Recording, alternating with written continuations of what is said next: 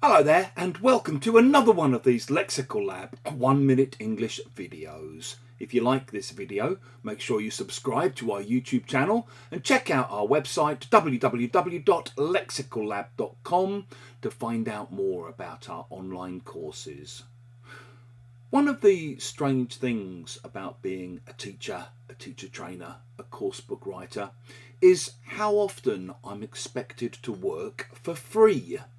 I had another reminder of this week when I was approached by a school here in the UK who asked me if I'd like to come in and do an afternoon working with their teachers.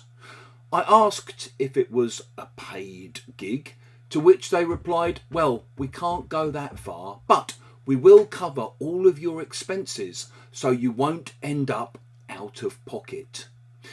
If you end up out of pocket, you end up basically losing money. You end up with less money than you started with. So what the school was saying was they would pay for my travel and they would pay for my taxi to and from the station, but they wouldn't actually pay me for my time. I politely declined this offer.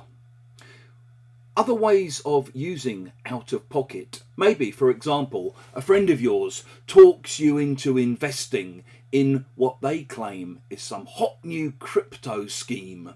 You invest a bunch of money and the whole thing ends up going very badly and you both end up out of pocket. Or you go out for an evening, for dinner, for a few drinks with a friend of yours who's not very good at paying their way. And you end up paying for most of their food and most of their drink. Next time they invite you out, you say, yeah, listen, last time I went out with you, I ended up completely out of pocket. Not sure I want to repeat that experience. And if you've been the victim of a scam, or you've been the victim of some kind of fraud, you might end up thousands of pounds out of pocket. If you've enjoyed this video, please do click the like button. Please share it on social media with your friends, your students, your colleagues, and in the comments section below, we'd love to see how you might use out of pocket.